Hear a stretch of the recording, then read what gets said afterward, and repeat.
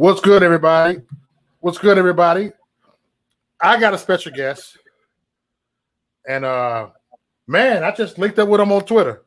You know, he goes by Ricky Manor, and I'm gonna have him introduce himself. You know, and man, I like your flag, by the way, brother. Oh yeah, Southern Pride, man. Southern Pride, man. A lot of people say you cooning for that, but well, that's because they don't know their history. They don't know their history. Has you been a black man, or you rock that flag? Oh yeah, well I'm a Southerner, you know, too, and it's like the thing is, and I teach people, you know, the history behind the flag itself. And it's like, but the South lost, and I'm like, no, America lost when we had to go to war with each other. We had a right to rebel when we beat Britain because that's where the Constitution was written. Yeah. So only thing that, you know, the Southern flag represents to me is a symbol of the South. I mean, if they say that's a symbol of white supremacy, then we could say that for the stars and bars too, or the stars and stripes. Mm-hmm. Because I mean, they're both flags of rebellion. Yeah. So, do you consider yourself a Republican, independent? Just lay it out there on everybody over here. I'm more of a constitutional conservative. I believe in the Constitution, everything the Constitution stands for. When we start putting labels on ourselves like Republican and Democrat, then basically we're joining a club that opposes one another. I like to be stuck somewhere in the middle. I lean more towards the right. I can't get along with the Democratic side of the House. The reason I can't be a Republican because there's a lot of turncoats in that party as well. Trump's shown that to us, and I actually started going constitutional conservative when the Republican Party was like being lax in its duties over the last 4 years. I saw the way they were handling Trump, and I saw the way that they were letting Trump, you know, they were pretty much leading. They were leading Trump to a slow slaughter over this time, and nobody was believing me when I was telling them. I'm like, yeah. Listen, these people are setting Trump up for failure. I'm like, they know what they're doing, and people, you know, and Fox News, the same thing. I was telling them, Fox News, they are not on your side. You think they are, but they're actually setting Trump up for failure. They're putting out too much negative propaganda right now. They're stirring the pot too much. People are going to be beefing with each other, and you know, I don't believe a word CNN says, but I saw where Fox was using trick language. You see what I'm saying? I'm sitting here like, oh man, this is not going to end well. And lo and behold, it didn't end well. It's still not going to end well. We got a ways ahead of us. Yes. And what do we the people, you the people, I'm the people, what we the people got to do during this run before 2024? I mean, what got to change? I mean, what got to shake up, my brother? Well, there's a lot that's got to shake up. Right now, if we thought last summer was trying, if history repeats itself. Right now, we are in the second, or I'd even say an extension of Reconstruction. Yeah. And what I mean by that is that they're using race identity politics to stir the pot up more. This whole thing with George Floyd, we know, I'm assuming, and this is just my prediction, I could be wrong, okay, Derek Chauvin's going to walk. All right. That's a big distraction for what's going on at the border. Yeah. Something terrible is going to happen at that border come June. Mm-hmm. While we're all focused on Derek Chauvin, something's boiling over down at the border. When it happens, you're going to have people at each other's throats. They might use a racial thing. They might, I don't know what they're going to try to make it, because, you know, now they make it always some sort of racial issue. It's either black, it's either Asian, it's somebody, Hispanic. But they always trying to demonize the white man and make the white man, seem like he's in the center of it all. And I'm like, whoa, wait a minute here. This is, you know, we saw this in history. It didn't play out too well. Yeah. They set us up for failure. Then they leave us to deal with each other. It seems like that we the only country that played a race card. You know? Germany is doing it, but they're not doing it to the magnitude that we do it here. Yeah. They're letting a lot of immigrants in. They're pretty much, and like the last time I went to England, I'm looking around like, where are all the white people at? You know, I've seen a lot of Middle Easterners. I'm seeing people from India. I didn't see that many people from England when I was in London. and I had to drive up, to the upper country of England to actually see like the white people. Like where the white people at? Yeah. Where's Mary Poppins? Yes. But I think what we're noticing nowadays, though, we're seeing a big shift in knowledge as well, as far as the knowledge that's accessible to us. COVID got a lot of people to sit at their house and actually get a chance to study. The smart ones, the not so smart ones, was just going by believing what they were told. Yeah. There's a lot of I've talked to a lot, me, I'm in an inner city over here in the Midwest. You dig what I'm saying? And I see a lot of people, you know what I'm saying? I'm gonna say black people because I live in the hood. I live in the hood, and it's a lot of black people that are undercover Trump voters, but they're not vocal as we are. Right. They're scared they're gonna fall out with their family. They're scared they're gonna fall out with everybody. We don't care because we advocates and we that voice, and a lot of them scared to be that voice. And we don't care because we feel like, hey, you know what? We Americans. If you for America, you are family. Right. Now, you say you're in the West. Where you at out there? No, not the West. I'm in Midwest. I'm in Milwaukee. I'm about an hour and a half from Chicago. I'm originally from Chicago, Illinois. Oh, yeah. I'm right here. You in there then? I'm in Charleston, South Carolina, and it's like a lot of people here. It's a diverse crowd of Trump supporters. The news media made it to be shameful to be a Trump supporter if you're, a melanated person. It's like I look at people and I'm like, no. As a matter of fact, if you look at everything his policies stood for, what his presidency stood for, what he himself stood for, that's the best choice for us. He was just brave enough to say it. He had the balls to say what other people wasn't wanting to say. I think it was up there in Milwaukee where he gave his rally and he says, listen, you guys gave the Democrats a chance. They didn't do anything for you. Give me a chance. Allow me. They tried to say that was racist. I was like, no, he was trying to politic to some people. He was doing his thing. He won me when he said that because he had the balls to say what nobody else was saying. Yep. And something that a Republican had never said before. You never hear a Republican wanting to reach out to the melanated community. They always reach out to their, the people that are like-minded with them. He was like, no, I'm here for everybody. Even though he was a Republican or he ran on the Republican ticket, that was the only chance he had of getting in there. Yeah. And what you just said is funny. I remember in 2016, I think it was like a little bit before December, they had a riot here in Milwaukee, maybe 2 miles from here, and they was tearing up the gas station. And Trump came outside, and I think it was New Berlin, Wisconsin, in the suburb. He said, this is what made me really want to vote for Trump, when he said, I'm reaching out to every African Americans. What the hell you got to lose? Yes. You lose no good. You live in poverty. How many times the Democrats has failed you? Go ahead. When he said that, I was like, he got me. Yep. He got me. And I don't know what page I ran. Did I run into you on the Marjorie Taylor Greene's page or Angela Staunton King's page? It might be Marjorie Greene, because me and Marjorie Greene, we've done some things together. She invited to that's before she even thought about running. We was doing Build a Wall marches in D.C. I'm surprised where she at right now. I was like, whoa. I love that woman. Oh, she good people. Is she that cool in person? I tried to get her to interview on my show, but I guess she got too busy with all the crap they was doing to her up there in Washington, D.C. And I was just like, man, like when I was in D.C. on the 12th, I wanted so bad for Trump to come through there and just to let him know that, because we came up and we came deep, and I wanted him just to let him know that we got his back. You know what I'm saying? Like this whole thing that the media's playing, you got Bowling Ball Martin. Oh, I gotta call him by his name.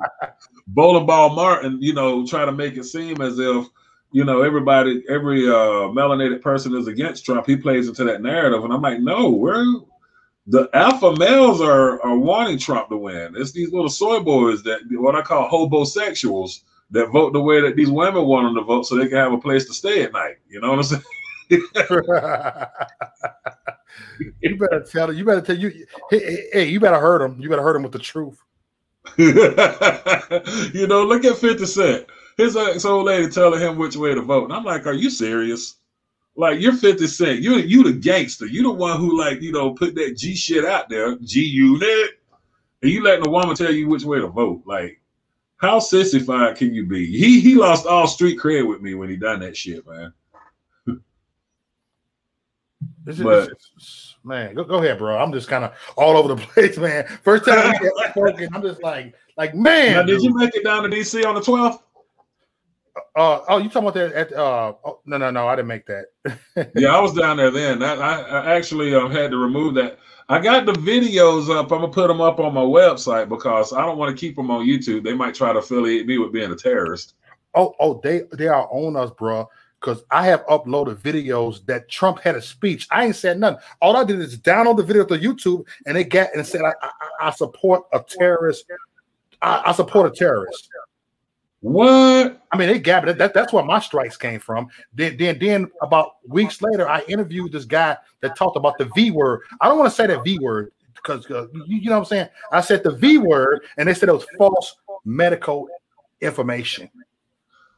That's what they got me for on my first strike. Oh yeah. And I was talking about the beer and how I'm gonna say what the beer. And I was talking about things that people could do in their personal lives to maintain their immune systems. Diet, exercise, you know, get out, let that vitamin D get you from the sun. You know, just sitting in your house, that's gonna make you more depressed, and that's how people get sick. You know what I'm saying? They drink the beer, you know, and they got me for medically false information. I'm like, are you serious? I wasn't even telling people to do anything, you know, or not to do anything. You see what I'm saying? Like, only thing I was saying is keep your health about you. Man, what I say that for, you know, but they coming after us more because we break the narrative. Yeah. We're not, because, you know, Candace Owens, I believe she's paid by somebody to be where she's at. Mm-hmm. She's paid by somebody. I'm with you. I went to TikTok. I went to a Trump rally. I met a chick down there by the name of Miss Arkansas, the Trump rally in Atlanta. Okay. And she told me I should get on TikTok. I was like, I don't see nothing on TikTok, or I don't see anybody on TikTok but a bunch of young ladies and whatnot. I was like, that's not my thing. She goes, no, there's actually a section for us. I get on there. 4 days later, I got 500,000 views, 500,000 followers. Whoa. One of my videos that hit 1.5 million views in the first day. Yeah. They shut me down. Mm-hmm. And I'm like, that's nothing more than they want somebody to see. Candace Owens, there's a lot of people that I can name. Brandon Tatum, that crew. Somebody's paying them to be where they are. That's how they get past YouTube strikes and all this other stuff, because they're agents of division. If you got agents of misinformation, you got somebody that's an agent of division. Candace Owens, in my opinion, has people that follow her because she says the things that they wish they could say. That does us no good on our side, because that brings out the media gets a hold of the people that follows that kind of rhetoric, and that's what they put to the forefront. MAGA is not about racism or division. MAGA isn't about judging the other American. MAGA is about embracing everybody. Right. And we are MAGA. We actually call out all type of bullshit. Exactly. We do. You know what I'm saying? It's not about, we don't see nothing that Republicans do wrong. Right. We call it. I mean, we gotta be, because if we don't, we'll never be able to fix the problem that's within us. And a lot of people, they'll see my flag and they'll be like, man, this brother Coonan. And I'm like, no, hold on. At least talk to me before you go there. You know, because you wouldn't understand. I'm on your side much more. I said, if somebody accused me of pandering when I was doing one of my live feeds on TikTok. I said, now, if I was pandering, name one person that panders that tells you this. Things do need to change in the police department. Racism does exist. I stand with you. Yes, I like it. And I'm from the Midwest. I bought it. I said, I stand with you. Oh, hey boy, you do that, man, you're gonna get some attention. I did, and people came to me like, dude, you from the Midwest, man. You from Chicago. Why you got a Confederate flag? You ain't from the South. You know what?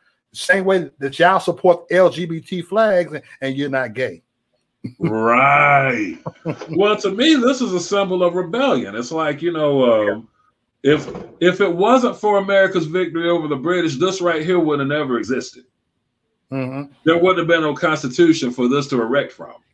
Right. So, you know, they say that the war was about slavery, but let's keep it 100. If the war was about slavery, then the Underground Railroad would have stopped above the Mason-Dixon line, not above the Canadian-American line. Yeah. You know, the only reason it stopped above the Mason-Dixon line during the Civil War is because Honest Abe, or I call him Dishonest Abe, needed slaves to fight this war for him. When the war was over, where did that leave us? Okay. The slaves were taken from the private plantation and transferred over to the prison industrial complex where they stand today. Mm-hmm. Where people like Kamswala Harris had actually became famous and known for doing what she's doing, which was using slave labor in those prison camps in California. This came out and she never refuted this. She sucked up from Hawaii. What's her name? Tulsi Gabbard. Called her out on this. And she never denied this. This should have scared the hell out of everybody, which it did, which is why she didn't get elected in the primaries. Jim Crow Joe had to pick her up after he got where he was and said, I'm picking my vice president.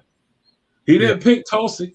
He didn't pick any of these people that were qualified. He picked Kamswala Harris. Why? Because she's a racist. Yep. He's a racist. And the only thing they have to do is accuse somebody else of being racist to make it seem like they're the saviors. Kamswala Harris is not even what they would call black. Mm-hmm. Right. But everybody jumped on that black power train. And I just wish that they would just do their history, just read up on the chapter of the Civil War during Reconstruction. Yeah. What we're seeing right now is a repeat of what happened then, and it didn't end well. And then on top of that, what did they do after they riled everybody up? They left them unarmed. Hence, after leaving them unarmed, not too long afterwards, we had Black Wall Street to get destroyed. We had Rosewood. We had the summer of 1919, the Blood Summer. Mm-hmm. It should scare the shit out of black people nowadays. Yeah. They're even talking about coming after our guns. Mm-hmm. They're building enemies for us. If they're not building enemies with these white people, they're building enemies from the people that they're letting in from across the border. Yeah. And this is a scary time in America. And for them to say, yeah, well, we want to come after assault weapons, they want to make sure you can't defend yourself. Mm-hmm. You know, I believe that Trump was sent here not just to save America, but I mean, not really to save America, but I mean, yes and no, but to help this new world order was eventually going to come. But I believe God sent Trump here just to slow it down, to get us prepared, to get us ready. And I said this, I told people this, what you going to do with Trump win or not? If Trump would have won, even though it's election fraud, right? We still would have to worry about the next 4 years because it was still some stuff out of his hands over here. Uh-huh. You know, I mean, we got to prepare life after Trump, and I hate to say it, but a lot of conservatives wasn't prepared for it. No, you know what happened? They lived in their bubble. Yeah. So when black people were walking around talking about injustice and Black Lives Matter, white people were looking at it more like, y'all full of it. You know what I'm saying? Y'all need to get over this oppression stuff. We moved on, vote, blah, blah, blah. Then when all this started happening in Washington and they saw the way the police were treating them in Washington, Atlanta, New York, all these places where, you know, Trump supporters were being treated like shit. Yes. they were like, whoa, wait a minute. We said back to blue. That didn't mean anything to them. I got video after video of the way that white people were treated in Washington, D.C., where the cops sat back and watched Trump supporters get beat up. Where the cops allowed this to happen. I got the video to prove it. Yeah. This isn't something that, I'm making up. I got video. I come with receipts on this stuff. Yeah. And the reason that, they call different groups terrorist organizations is because they came to Washington, D.C. and stood up for the citizens when the police they pretty much wanted the citizens to stay home. They wanted them to be terrified to walk the streets of Washington, D.C. And I'm like, that's not a way to do your citizens. They were supposed to just shut up about it and let Antifa beat them up. And I'm like, I was proud of these patriots when they showed up and escorted these people back and forth to the rallies. Because before then, people were getting beat up. And I'm like, look at the Black Rebel. Black Rebel, black dude with the Confederate flag. He got stabbed by Antifa in Portland, Oregon. I mean, they have physically assaulted us, but they never will put that on mainstream media. No, and they don't want to talk about the white guy who got shot. Oh, speaking of which, and I talked about this earlier today when I was at the car wash. Where are the? Why aren't we talking about the people? They said Kyle Rittenhouse was a terrorist, right? Or Kyle Rittenhouse was a racist. He's the American hero. Yeah. Show me how many black people he killed. Just one. Right. Just one. He killed what? 3 people? No, he shot a lot of them, but just one. Show me one black person he killed. And the person that he shot first was screaming the N-bomb. Shoot me, N-bomb. Shoot me, N-bomb. But you out here representing the people that word is offensive to. And you acted like this. You acted like they're a Nazi skinhead.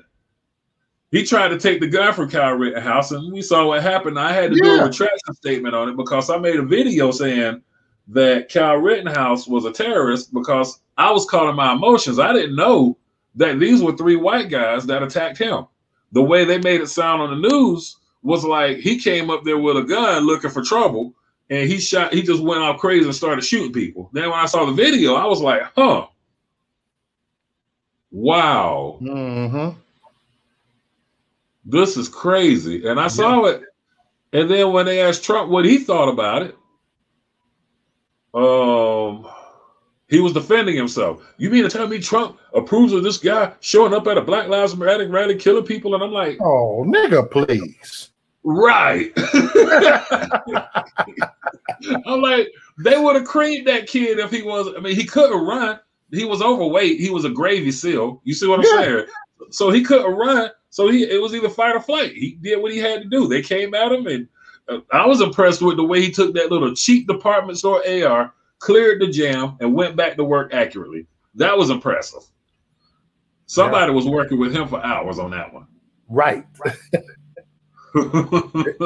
There's so much shit going on right here, bro, and it makes my head spin. It's like really, yo, and I'm more disappointed in black folks. I hate to say this shit, but I'm more disappointed in black folks because black folks are just voting because of the popular opinions, because of the popular mindset. You ever been to TikTok? I tried it, but I've never been to TikTok. I'm glad they blocked my account on TikTok because it was turning me into a racist. I started hating niggas, man. I'm like,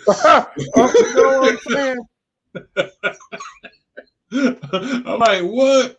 I mean, but at the same time, it's a certain class of black folk that I don't get down with. You see what I'm saying? Like, there are certain classes of us, like there's certain classes of white folks. But the unfortunate part is they show that certain class of black folks, and they give them the center stage, and they make them represent the whole race. And I'm like, we need to be, as a community, talking trash about Hollywood for promoting the trash of our race. Yep. You see what I'm saying? You don't see, what's the word I'm looking for? You don't see the white people letting freaking Larry the Cable Guy represent them as a race in its entirety, you know, or Honey Boo Boo, you know. But when you look at our community, we sit back and promote these idiots. So my thing is, if you're screaming Black Lives Matter last summer, I don't want to hear shit about Asian hate. Yeah, because y'all screamed all fucking summer long about Black Lives Matter and everything was black this and black that and blackity black black. Get your go get your shit. Go get your shit. Stop talking about the Asian Lives Matter or don't say anything else at all, because Asians are gonna be okay. They're okay. They're gonna be okay. Come on now. They've been okay since day one of America. They've been okay. Hurry up and buy. Hurry up and buy. Okay, let me stop. Right. Who's Trailer Hood Voodoo Ninja? He says, right, John, this man needs to debate RBR. Who's RBR? Look, I get into that later on, man. He's a big Obama supporter, and he comes on my channel sometimes. Who's that? He's an Obama supporter. He comes on my channel sometimes. Obama? Yeah. I have different liberals come on my channel sometimes as a debate. Obama? Oh yeah. What you? Look, I'll talk to you about this later, but you're gonna see like, whoa. Obama? Obama. You know, I don't like Obama, man. As a matter of fact, that man gave the whole community a nothing but a do nothing sandwich. Obama was, you know, Black Lives Matter started under Obama's watch. Yeah. Black Lives Matter started under his watch. What did he do for 8 years? What did he do for 8 years? 8 years. Yeah. 8 years, that man ain't done shit. This created a bunch of racial tension in the country. Yep. 8 years in America as the president. You would have thought that, you know, because they was asking Donald Trump all kind of questions that should have been asked for Obama. What do you think about the Confederate battle flag at the NASCAR tracks? Well, why are black people worried about battle flags at the NASCAR track when black people don't go watch NASCAR? I go to NASCAR races. Trust and believe, I can count as many people like me that look like me at the NASCAR track. And we don't give a damn about the Confederate battle flag being there. Why are they worried about the Confederate battle flag being there and they don't go? Like, that's like me asking the Muslims, why are you praying to Allah and not Jesus? And I don't even go to the mosque. Mm-hmm. let them do what they do. See, that's the problem. And that's where I get disappointed with black folk. They too goddamn nosy. Don't worry about what these people are doing. These white folks are minding their business at the NASCAR track, doing what they've been doing, drinking their moonshine, watching cars go in a fucking circle 500 times. They ain't bothering you. Let them sit in that track, fly the Confederate battle flag, do what they do. If you don't feel welcome there, it's not because you're not welcome there. It's because you don't even go in the first damn place. Right. Nigga gossip. I call it nigga gossip. Yeah, nigga gossip. Man, they don't like us in there. If they don't like you in there, then don't go in there. That's the problem. They, you know, the whole civil rights movement to me was nothing more than an agitation process. Yeah. This is the point in time where, as a community, people should have been figuring out how to build your own restaurants, which we had our own restaurants, we had our own clothing boutiques, we had everything. Soon as Dr. King says free at last, everybody want to go and shop over on the other side of town, Macy's and all this other shit. You had people in your own communities. Free at last. The same thing you could buy at Macy's, but you wanted to go tell everybody you bought it at Macy's. You wanted the Macy's bags. You didn't want to get your hair cut from Drico no more. You wanted to go to the hair crafters in the mall with the white folks. You didn't want to go to your church anymore. You wanted to go to the church. Exactly. Hey, bro, we got 5 minutes left on here. But if you are welcome to come back on here tomorrow. It was just like a short notice and shit. You know what I'm saying? And, right. Look, then we can talk longer. There's so much stuff I want to hear what you got to say. But we got 5 minutes over here, man. I hate doing short interviews and stuff, man. Damn. Yeah, I'll send you the link to my website. You know, I mean, just out of respect for your channel, I'll send it to you. You know, no. Do it in the chat room. No, promote. Okay. Shit. Let's see. How do I type in your chat room? Let's go to my YouTube channel. Just I don't want to open a tab and get a. Or you can I actually sent you my number in a private message on Twitter, and you send me all your links, and I'll put it in the description box. All right, let's see. You know, I just put it in the private chat. My link address to my channel. Not my channel, but my website. Because I do most of my stuff on my website now because I can just let her rip. Yep, you can rip it apart. Yeah, and I can say what I want to say. Ain't got to worry about anybody, you know, coming at me. You know, I could just, you know, go for it. So when you available next, brother? When you available next, brother? Let's see. This weekend, I don't know. Depending on what the weather's like, I got a drop top, man. So it's like if the weather's nice, I'm not going to be at the house. Okay. I got a 2021 Camaro. I'm a night owl. You can come on anytime, man. Just let me know and I'll set it up. It was just right now it's a different time, you know. All right. What are you doing?